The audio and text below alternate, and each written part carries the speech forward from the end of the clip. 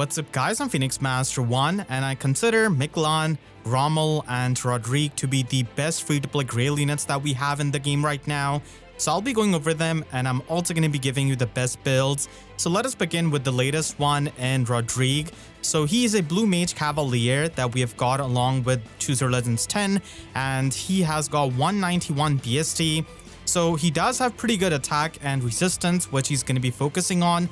That's not the most promising when you look at a range cavalier, but his effects do make up for the fact that he is in a class where he does not have too many stats. So his preferred weapon, Masterful Aura, is a weapon with -1 special cooldown, and it also has Canto Distant Traveled built in it, which is extremely good for a cavalier, so he can easily make use of many of the shadow skills, and max this Canto can be 3 and minimum it is going to be 1, so it just frees up his other passives, which is amazing. And then at sort of both player phase and enemy phase, to himself and the allies in 2 spaces, he gives out +6 attack and resistance buff, the fringe bonus status, and also cooldown +1 effect. So fringe bonus is extremely good for the stat stacking. And in case you do not have any other fringe bonus unit supporting on your team, then Rodrigue can be that unit. And cooldown +1 is also good on a cavalier when they do not have too many options of getting that effect. And then at sort of his enemy phase, he's going to be giving himself the Magic Twin Save status effect, which makes him such a unique unit because he's going to be having the Dull Hexblade effect out of this status itself, and he's going to be able to function as a magical savior. So you can easily pair him up with any kind of unit who has got the physical savior skill, which is really good for, something like summoner duels and even for arena, because it's not going to be all that easy for you to have a magical savior in a game mode like that. And even though he's a mage cavalier, he still is a modern one, and if you run the Close Transcend Sacred Seal, then he scores as much as Gromell in arena. So running him in arena is something he can actually do. And then for his stats, he gets +15 to all of the stats in the combat. He also has the 25 true damage and 15 flat damage reduction, which is standard. And what is not standard is his other effect, which is the Aegis Shield effect, which basically cuts the damage that the foe is going to be doing by 50% when his savior skill is going to be triggering. And this is extremely powerful because this is the super damage reduction that we have got, and we have seen this before on Somron. So what it does is that it does not reduce the damage that you take, but it just reduces the damage that the foe does on the source itself. So you can think of it like having a healer with Wrathful Staff, and when you turn off their Wrathful Staff, their damage output is going to be suffering. That's exactly what is going to be happening here to the foes of Rodrigue. And this is such a powerful effect. It's just that it doesn't work with Reflex because you're not reducing the damage, you're just reducing the damage that the foe is doing. So that's something to consider, but still, this is extremely powerful. And the fact that this is going to be present on all of the hits in the enemy phase when his savior skill is going to be triggering makes him a pretty tanky cavalier, which is not really all that easy to do. So I'm glad that they were so creative with his preferred weapon and they actually make him into a really good enemy phase cavalier, which I find it hard to believe. He does depend on his Magic Twin Savior skill to trigger so that he can trigger this effect. So positioning is going to be important with him. If he's just going to be on the front line and if his Savior skill does not trigger, then he's not going to be getting this damage cut on the foe. So that's something you need to keep in mind. But still, for his player phase, he does have the Aegis Shield style, which is going to be giving you potent 100%, and it also gives you the 50% damage cut to the foe in the player phase of yours. So it's still going to be there, but it is going to be once per 2 turns. So overall, this is such a solid weapon, and it makes him into a really unique mage cavalier, unlike any other that we have in the game. And the fact that he has got the foe damage cutting, which is only there on Sombron, who's a mythic premium unit, is just amazing. So if you're going to be building him up with the divine codes, you can simply give him the fodder of Duo Veil, She can provide you the Arya skill, Ice Wall, and also Detect Aerial, which all work well with him. There are not too many slot A options for Mage Cavaliers, and Attack Resistance Arya is one of the better ones. Detect Aerial also goes really well with the super boon that he has got on his resistance and with his high resistance. You can also run the Emblem Roaring because he is primarily an enemy phase unit, so having that miracle and those extra stats do help quite a lot. You can also run Shadow Shift 4 in the slot C from the Divine Codes. Its healing does help you with the Roaring and the enemy phase playstyle, but because he does come with Magic Gambit 3, you can easily give him Demonic Force, and he is going to be the bridge fodder for that. And if you're going to be building him up, this does make it easier to have these premium skills on him. You can give him Ice Edge, which is going to be a high cooldown special, and it completely scales off your resistance, 100% of it, so it's a bit better than Ice Wall. And it also gives you +5 to all of your stats if you're facing any kind of red unit, and if you have the Weapon Strangle advantage. Demonic Force is the perfect slot B skill for him because it does have the null debuffs effect, which is really good for the tanking, and it also gives him the true damage and the flat damage reduction that scale off using the max special cooldown of his, which is already at max with Ice Edge, and he also gets the preempt pulse effect. So it's an amazing skill for him. And for slot C, there are a couple of options. Attack Resistance Liberate is something you can run, but there are better skills than this, and we do see quite a bit of Liberate status effects on the other units nowadays, so it's not as good as it used to be when this first came out, but still overall a good slot C skill. And you can also run Close Transcend as a Sacred Seal so that he can retaliate back against the dragons that he's going to be having the Magical Savior active against. And he can also run Lull Echo as the Attune skill. He doesn't have too many options being a Mage Cavalier. He doesn't need Fortress Echo, thankfully, because of his weapon. Sly Echo is way too player phase focused for his playstyle, and that's why Lull Echo is going to be the option that is remaining.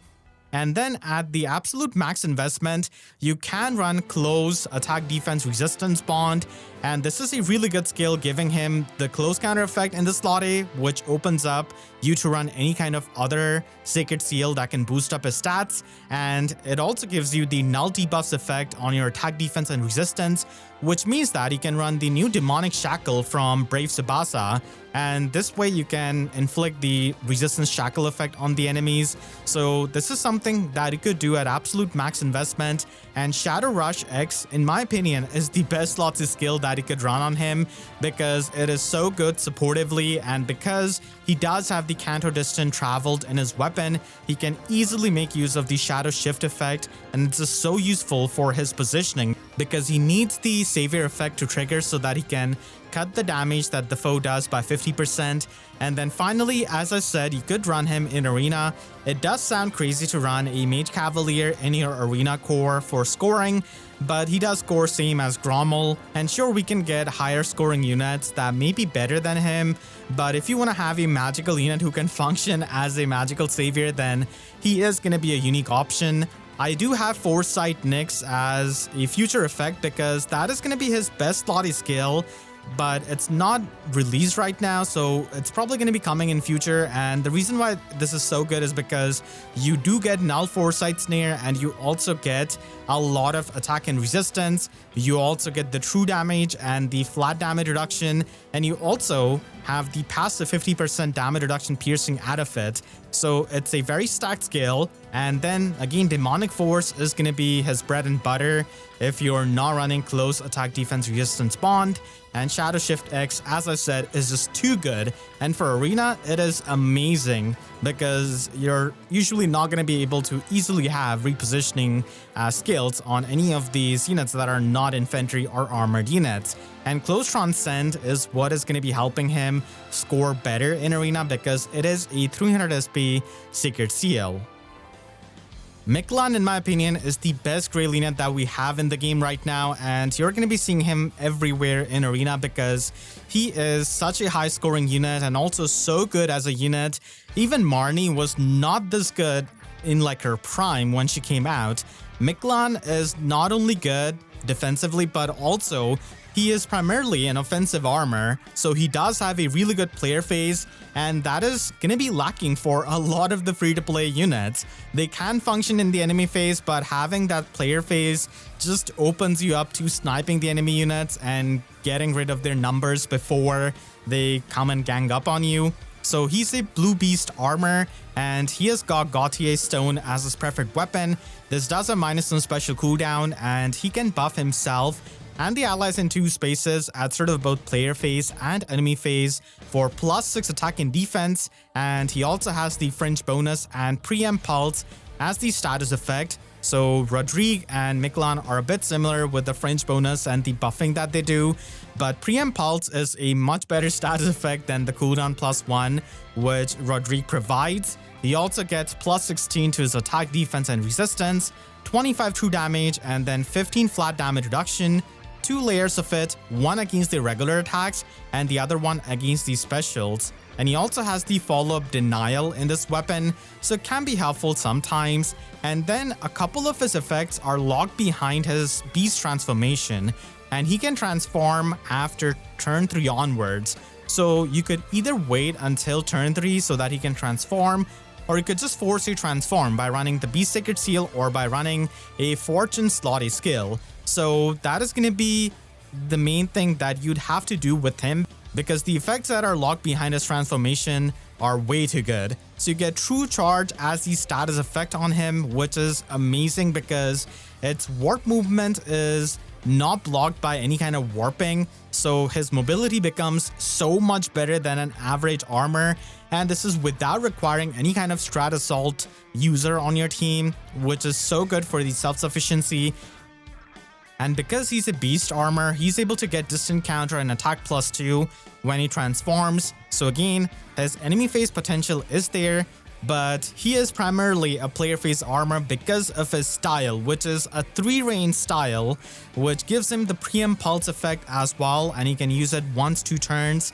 So this is just so good because you can snipe the enemies from far away, and because you're going to be having True Charge, you have the mobility for it.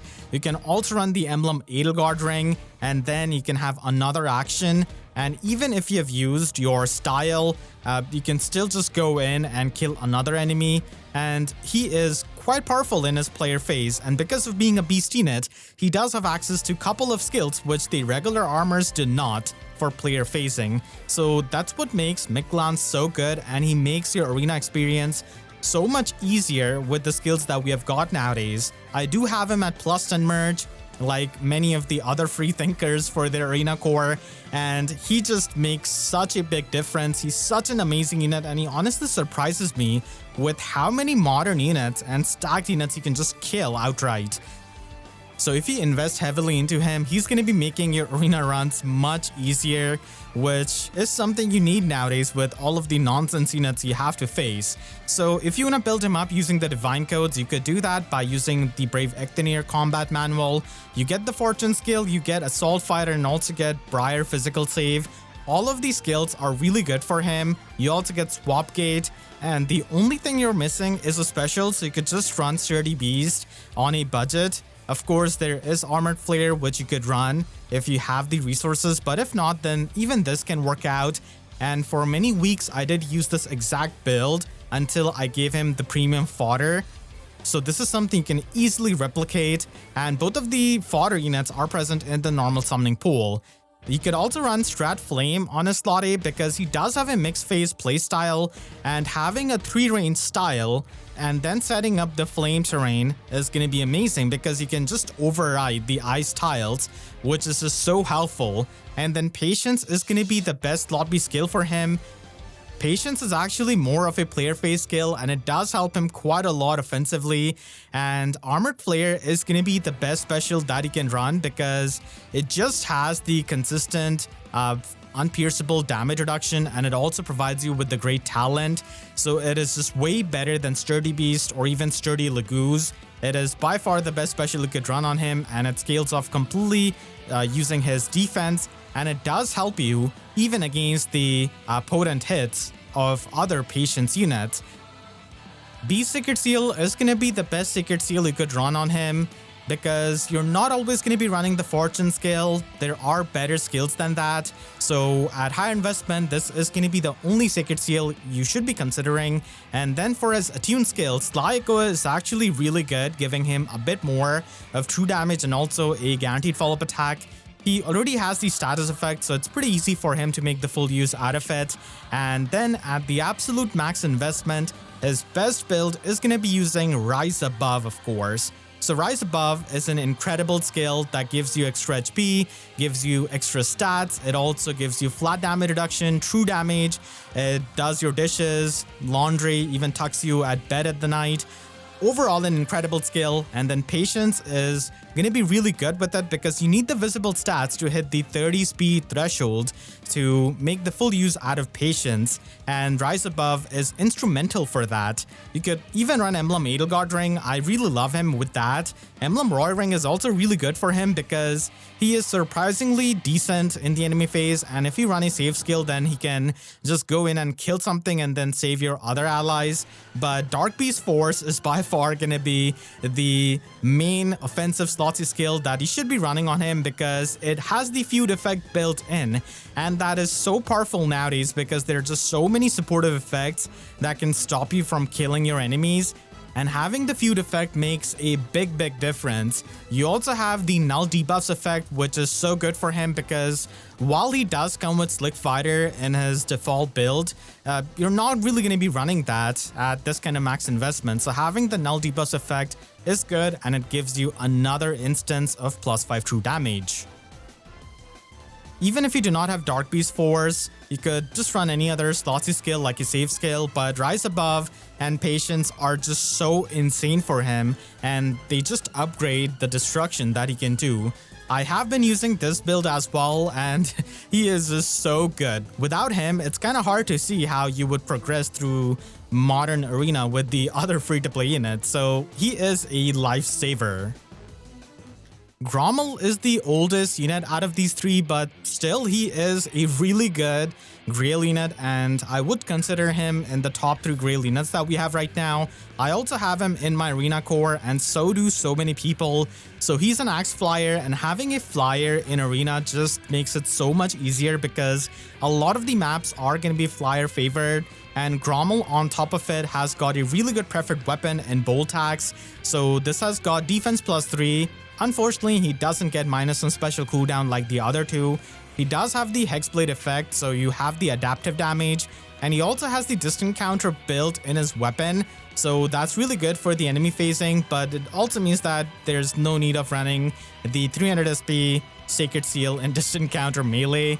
And then he has got the Walking Bolt Tower effect that does 10 damage to 3 rows and 3 columns on the foes and also on the allies from turns 1 to 3. So this is a really good effect for giving them the true damage because he has got attack defense -5 Crux effect. So this can give him the guaranteed follow-up attack, and also he gives that to his other allies. And he also gives you true damage. So it basically checks for the missing HP either on the foe or on your own unit. And this can make him a really good support unit for any kind of AoE unit. But even without the AoE usage, the 10 damage that he does, along with the true damage support that he can give, on top of running Null Uplift or Strat Assault for doubling down on the true damage that he can give out, is just really good. And then he can scale off the stat debuff that he does on the enemy, his true damage, and the flat damage reduction based on his visible defense. So at max investment, this is going to be -14 attack and defense on the foe, and then about 14 true damage, which is also going to be getting added into the AoE special. But AoE specials do not score high for arena, so you're not going to be running that. And then he can also get 14 flat damage reduction. He does have a 2 range style, which can be used once per turn. So it's really good for his player phase and also for making the full use out of his mobility. He does have 200 BST and 49 defense with a super boon, and he does have enough speed to make use of patience. He also has pretty decent resistance as well, so overall a really solid unit. And I also think that he's a game changer for any of the arena cores because being a flying unit, he just has access to so many of the other skills that are so helpful in arena. So if you're going to be building him up with the Divine Codes, then you can just go with the Alien Mia Combat Manual, which is going to be giving you Blue Sky Gust, Heavenly Soar, and Null Uplift. So Heavenly Soar, in my opinion, is the best slot B skill for him. Blue Sky Gust can also give you the Canto Distant Travel +1, which is really good, and it also gives you flat damage reduction and true damage. Arc Rival is the only thing he's going to be missing out on, but there are many units with Arc Rival as their special, and there's also Brave Balder in the normal summon pool who has that, so it's pretty easy for you to give this build to him. And then Emblem Erica Ring is something you can run so that he can have the Brave effect, because Heavenly Soar is not air superiority, doesn't have the potent follow-up attack, but it does have the flat damage reduction and also the true damage, which is extremely useful. You could also run Strat Flame on him and make use of the 2-range style, and if you can get Canto from another skill like Thunder Spectre in the slot C or even Tumultuous Echo, then that is something you could run. Patience is also a 400 SP skill that you could run over Heavenly Soar, but honestly, I like Heavenly Soar way too much. The warping that it provides with the pass is too good for Arena, but still, this is also an option, and Strat Flame is going to be helping you set up those flame terrain, and then Shatter Slash is also an option. Arc Rival is really good for Arena usage because you're going to be facing a lot of plus and duo Balders, but outside of that Weapon Strangle advantage matchup, Shatter Slash can be helpful, and it's also a bit lower cooldown. Emblem Edelgard Ring is also something you could run, and I feel like Attack Resistance Hold Guide is such an underrated skill for him. It is present in the Divine Codes on Morva, and you could also get Pity Broken by him, so Gromell is a pretty good user of it because of the Hexblade effect that he has got, and because he's a flying unit, enabling that warping on your allies is going to be helpful so many times. And it's going to be much better than the warping that you get from Soaring Guidance. You also get the warping for Gromell himself, so if you're not running Heavenly Soar on a build like this, then its warping is just way too good, and I feel like that is pretty much one of the best options that you could run in his slot C, other than Strat Assault and Null Uplift. The final max investment build is going to be using Divine Spectre that can give him better defense and still give the Canto Distant Travel +1. Heavenly Soar, as I said, is the best slot B skill, and then Strat Assault, in my opinion, is the best slot C skill for him because it stacks up the true damage in 3 rows and 3 column for your allies. It also gives you the true charge that you can also give out to your allies, so you improve their mobility, you improve their true damage output, and you also get that for yourself. You get the +1 movement, and then you can just run Momentum Echo as the attune skill because he is lacking the special jump or the special charges basically with this build, so I find that to be the best attune skill. And Shatter Slash can be a bit better in the matchups where you do not have Weapon Strangle advantage, and Korin Ring is also something he can run for the utility, and Blue Skies is also a good Sacred Seal you could run. And overall, this is going to be the highest scoring best build that you could run for him in Arena, and he gives a lot of support while still packing a punch. If you're thinking of revamping your Arena core, then these 3 are going to be your best options. We could get higher scoring units, but I still think that Miklan is going to be a really solid and insanely good unit that we're going to be having for quite a while. So he is the safest investment out of these 3. And I want to thank all of my 2 members for their invaluable support. And you can click subscribe and hit the notification bell, because YouTube sub boxes are about as functional as the Arena game mode is for a free-to-play player without any of these 3. So with that, I'll see you guys next time. Thanks so much for watching and have a great day.